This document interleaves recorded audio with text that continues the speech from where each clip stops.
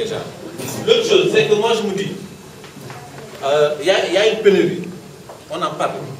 C'est-à-dire depuis la grande pénurie en 2015, il faut voir combien il y en a eu. C'est-à-dire, il vous parle de raccordement, ou bien il parle de déficit, ou bien des travaux de la Sénélec.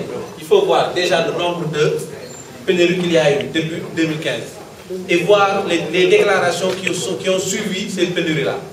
Maintenant, à partir de là, vous faites la confrontation de ce qui a été dit par rapport à l'actuelle pénurie et aux autres. Rapidement, vous voyez les petites différences, vous les sortez et vous les compilez, vous faites votre papier et vous essayez de documenter maintenant par rapport, un peu en allant sur le site, ils vont vous parler un peu de leur projet, c'est-à-dire des perspectives, le nombre de forages qu'ils comptent construire, les investissements qu'ils vont mettre, la part de l'État, leur part, et ainsi de suite, des trucs comme ça. Vous argumentez. Parce qu'un article doit être profond. C'est-à-dire celui qui le lit, il doit après, franchement, se dire, j'ai étanché ma soif. Sinon, après, comme il dit, lui, il est resté sur sa faim. Mais moi j'ai été confus en réalité. Et sérieusement, je n'ai pas pu saisir exactement ce que vous avez voulu dire. Oui. On nous a dit que le fact-checking, c'est quoi? C'est la vérification des faits. Et tout à l'heure, Lisa me dit que cet article n'était pas adapté au fact-checking. En fait, il n'est pas trop. En fait, c'est ça que j'ai dit. Mais je vous ai donné des éléments de réponse en vous disant. En fait, ma question est de savoir, est-ce qu'il y a des articles adaptés ou pas? Non. En fait, c'est pas. La vérification des faits. Non.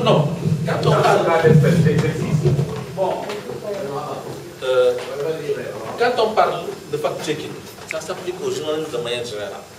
Donc, à tout type d'articles. Et il y a des articles qui sont plus adaptés, c'est-à-dire où vraiment vous êtes plus à l'aise pour avoir les informations. Donc, c'est compliqué. Oui, c'est ça, c'est pour ça que j'ai parlé de difficultés majeures.